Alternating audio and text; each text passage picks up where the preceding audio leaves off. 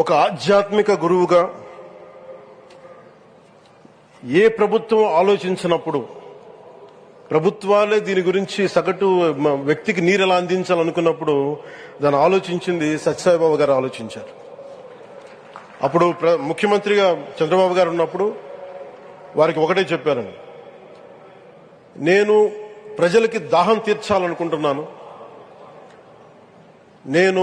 నాకు తెలిసిన భక్తులు ఒకే ఒక భక్తులు ఒక ఆయన సింగిల్ హ్యాండెడ్గా 400 crores 400 కోట్ల రూపాయలు ఈ పథకానికి సత్యసాయి ఈ పథకానికి ఇస్తాను, దాహం తీర్చే పథకానికి ఇస్తాను అంటే దానికి ఆ రోజున ప్రత్యేకించి అలాంటి పర్మిషన్స్ కి వీటికి కొంచెం కష్టాలు ఉన్నప్పుడు గౌరవ ముఖ్యమంత్రి నారా చంద్రబాబు నాయుడు గారు వీటికి అండగా ఉండి ఈ సత్యసాయి ఈ దాహం తీర్చే ఈ పథకానికి అంటే మనం చెప్పాలంటే జల్ జీవన్ మిషన్ అంకురం సాయిబాబా గారు చేశారు. ఇక్కడ ఇది తమిళనాడులో కానీ తెలంగాణలో కానీ మిగతా అన్ని రాష్ట్రాల్లో కూడా ఈరోజు చేయగలుగుతున్నామంటే దానికి అంకురం సాయిబాబా గారు అందించారు.